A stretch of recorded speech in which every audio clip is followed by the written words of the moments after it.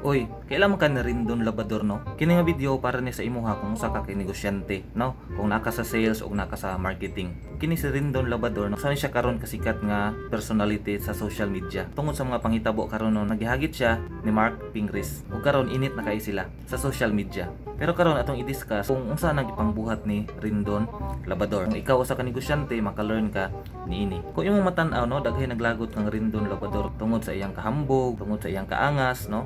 Kuyaw ka siya mga istorya, pero kana siya iyan ang gibuhat tungod sa publicity. Particularly kanang gitawag na publicity stunt. Kanang publicity stunt mao na siya ang pagkuha og atensyon sa mga tao. Isang pag positive or negative imong ginabuhat, ang tawag ana is publicity stunt. Nganong na maing ana, nganong nagabuhat man sila o kanang gitawag nga publicity stunt, nganong nagakuha man sila o kanang gitawag na atensyon, no? Labi na si Rindon Labador. Tungod kay kanang ana, importante kay na siya sa gitawag na marketplace. So kanang marketplace diha nato makita ang mga buyer, mga customer o mga viewer. So ang ginabuhat karon ni Rindon Labador is iyang ginabuhat iyang kaugalingon nga kanang gitawag na talking about. Kung ingon tag talking about, kung imong buhaton imong kaugalingon nga mahimong talking about, pasabot ni ana is ikaw ang permistoryahan, ikaw buhatan para minti og topic. Kaya ang ending ana mutaas ang gitawag nga viewer. Karon akong balikon katong giingon gaina sa marketplace na buyer na customer, kana siya kung nakay product. Apil na po dito ang gitawag nga viewer kung kana usa ka social media content creator. Viewer ang makuha nimo ana dito sa marketplace. So mato ang ginabuhat ni Rindon Labador, isog kay siya, ambugiro kay siya tan-awon para kuha niya tong talking about, istoryahan siya, personality branding. Kay tungod ato ni taas ang iyahang mga viewers sa iyang mga social media account, no? Sa YouTube, sa Facebook ug sa TikTok. So successful ang gihimo nga publicity stunt. Pero daghan niingon negative man ang ginabuhat kay daghan may maglagot sa iyaha. Pero bisan pag positive or negative, publicity is still publicity. Pangutana karon, unsa to mga step nga gibuhat ni Rindon Labador? Number 1 is nagbuhat siya bait.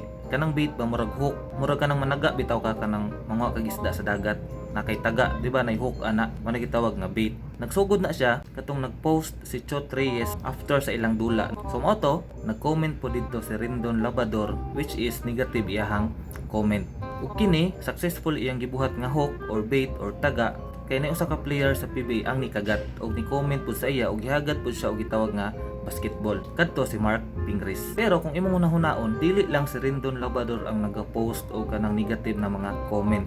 Bisag ikaw nga nagtan-aw niini, naka-comment po ka didto sa post ni Chot Reyes or sa unsa nga post sa social media about sa gilas og mga negative. Nagkataon lang nga si Rindon Labador usa ka sikat daan mao'y napansin ni Mark Pingris. Mao to unang gibuhat ni Rindon Labador na siya bait, na siya hook, na siya taga. Karon gikagat ni Mark Pingris, diha na dayon ni sulod ang gitawag nga catch. Katong pagkagat, pag-reply ni Mark Pingris sa comment ni Rindon Labador, dito na nahitabo ang catch. Meaning effective na bait or taga or hook ni Rindon Labador. Nakuha man niya ang atensyon ni Mark Pingris. Karon sa gibuhat ni Rindon Labador, katong nakuha na niyang atensyon ni Mark Pingris. Iya kaning gisugnuran, pinaagi sa pag-reply og mga hinambog or maangas na mga reply o mga video. Giluto, gisugnuran niya, iyang gipadako ang topic. Ug tungod ato, daghay naglagot kang Rindon Labador. Ang audience niya is ni Luag, ni Lapad. Apil ang basketball community, nag-apil-apil na dayon pud ato nga isyu. Kung imong tan-awon, mas pabor kang Rindon Labador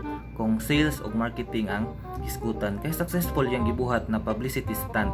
Kay daghan or nadungagan ihang mga viewers. Ang nadugang is katong appeal sa basketball community. Daghay na nga suko sa iyaha, daghay sig sulsol, daghay sig apil-apil. Tumotoy gitawag nga catch. Sunod is kanang gitawag nga monetization na dayon, no? Kung imo nakita na bait number 1, katong hook, katong taga nga gipagawas ni Rindon Labador, kato iyang post, kato iyang comment na ni kagat, catch. Karon daghan na iyang viewers, no, ni wide na niluag na iyang community, dito na dayon siya maka-monetize sa iyahang ipangbuhat, no, iyang YouTube channel, iyang Facebook page, no, iyang TikTok, ma-monetize na dayon siya. Kung posible daghan pa mukuha ni Rindon Labador na mga company, no, kanang mga sikat na mga brands, kuhaon siya as brand ambassador or endorser.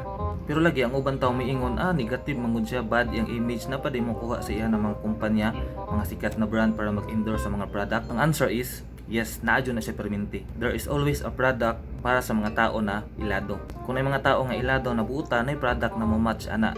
Kung napoy sakto lang o napoy bugoy-bugoy na sikat na tao, napoy product ana nga mo match sa iya. Karon sa itong makita kang Rindon Labador, no, atong napansin is isog jud siya. Jud siya mahadlok. Na yun siya baruganan, no? Sa kinsa pa na iyahang kaatbang, yun siya mahadlok. Di po siya mo atras. Kana siya imong makita sa iyang mga video sa YouTube, sa Facebook o sa TikTok. Murag siyang pinakaisog, pinakagamhanan sa tibuok kalibutan. Wala yun siya gika hadlukan.